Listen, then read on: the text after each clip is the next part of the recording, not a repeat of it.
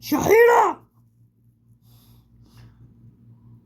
يا بي هدى، فوتي على اوضتك سكر الباب يا بي. ايه حاضر يا بي.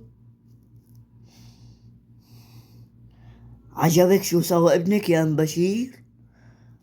ليش شو سوى ابن عمي؟ ابو عصام ضبط على باب الصاع عم يحكي مع المحروسة بنته، ولي اتقطع انا على الخبرية. يا سواد وشي منك يا ابو عصام، يا سواد وشي منك. ولك روح ابن عمي واعتذر منه. شو بدي اقول له؟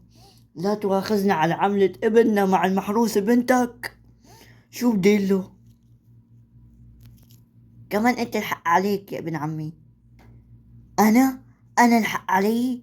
بشو؟ يعني ابنك كم مرة قال لك انه بده يخطبها للبنت؟ ولك انت ما بتعرفي شو صار بالحارة من مشاكل، ولا بس بدك تدافع عنه؟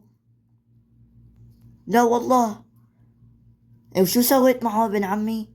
ما سويت معه شي، ما حبيت هينه وبهدله قدام شغلة الفرن، بس دباره عندي لما يرجع.